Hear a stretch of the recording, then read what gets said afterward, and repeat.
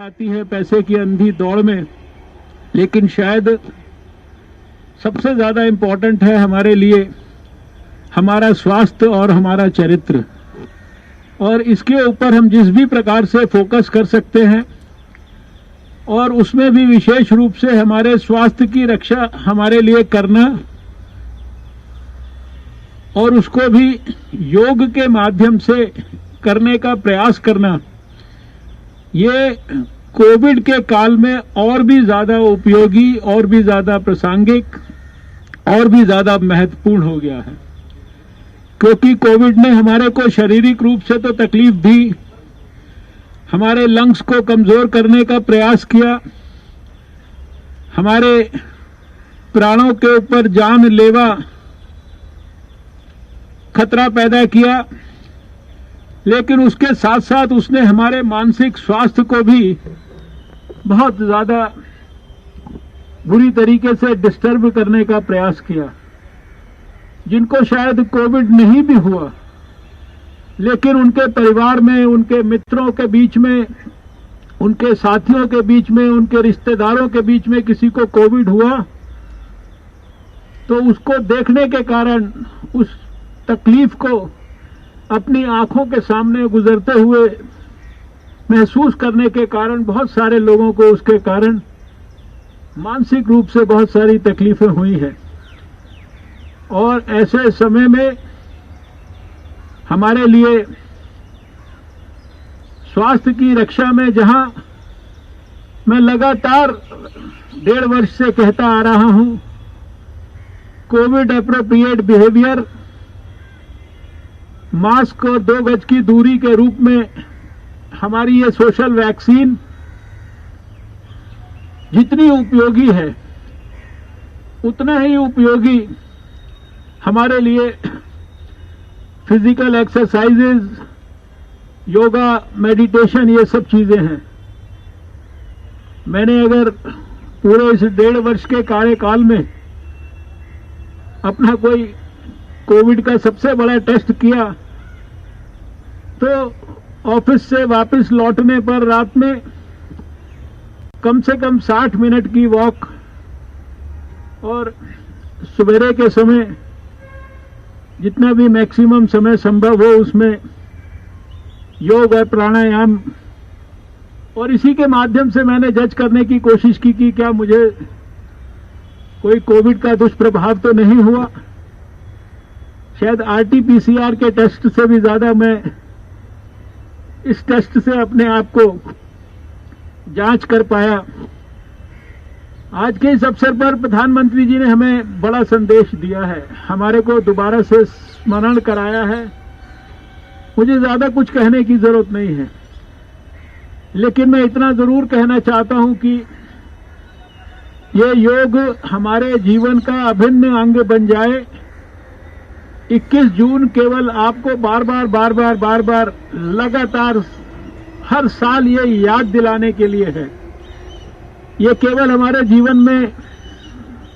साल में एक दिन सांकेतिक रूप से हमारी केवल तात्कालिक संतुष्टि के लिए नहीं होना चाहिए, ये हमारे जीवन का बनना चाहिए। फिजिकल एक्टिविटी किसी भी रूप में हो, आप योग करें, आप मेडिटेशन करें, आप फिजिकल एक्सरसाइजेज करें, आप एरोबिक्स करें, आप जिम में जाएं, आप साइकिलिंग करें, आप जॉगिंग करें, जो भी आपको अच्छा लगता है वो जरूर करें। लेकिन जैसा हम सब अब तक जान गए हैं कि योग एक प्रकार से वैज्ञानिक पद्धति है और ये हमारे तन को, मन को, आत्मा को, सबको तृप्ति करती है। इसलिए इसको अपने जीवन का अभिन्न अंग बनाइए। आज एक और भी कारण से बहुत महत्वपूर्ण दिन है। आज से सारे देश में, पूरे भारत में 18 साल से ऊपर के हर व्यक्ति के लिए, इसमें हमारे नौजवान भी आ गए, हमारे बुजुर्ग भी आ गए, हमारी बहनें भी आ गई, माताएं भी आ गई, सभी लोगों के लिए भारत के अंदर हजारों सरकारी स्वास्थ्य केंद्रों पर, स्वास्थ्य से जुड़ी हुई जहां पर फैसिलिटीज हैं, ऐसे स्थानों पर निःशुल्क भारतवासियों के लिए वैक्सीन आज भारत सरकार के द्वारा खरीदकर सारे देश की सभी सरकारों के लिए उपलब्ध कराई जाएगी, जिनके माध्यम से सारे देश के लोगों को अब से लेकर और आगे तक, जब तक कि हम लोग अपने देश में जिस भी व्यक्ति को वैक्सीन देना आवश्यक है, जिस भी प्रकार की प्रायोरिटीज वैज्ञानिक पद्धतियों से तय हुई हैं, वो उपलब्ध कराई जाएगी। पिछले लगभग 6 महीने के समय में 16 जनवरी से जब से वैक्सीनेशन शुरू हुआ है, हम जानते हैं कि लगभग 28-30 करोड़ के करीब डोजेज भारतवासियों को ऑलरेडी दी जा चुकी हैं। इस महीने से लेकर और दिसंबर तक हम देखेंगे कि लगातार देश में भारत सरकार की सहायता से जो वैक्सीन मैन्युफैक्चरिंग कंपनियां हैं और जो कंपनियां नई नई वैक्सीन्स को आने वाले समय में भारत के लोगों के लिए और दुनिया के लोगों के लिए उपलब्ध कराने वाली हैं, और उस 12 दर्जन कम से कम भारत की कंपनियां हैं, उनके माध्यम से जो वैक्सीन की उपलब्धता है वो लगातार बहुत तेजी से बढ़ती जाएगी और ज्यादा से ज्यादा लोगों को सुलभ ढंग से अपने घर के नजदीक ये वैक्सीन उपलब्ध होती जाएगी। हम सबका ये कर्तव्य है कि हम अपने परिवार में सभी ऐसे हमारे परिवार के सदस्य जिनको वैक्सीन लगना है, हमारे मित्रों को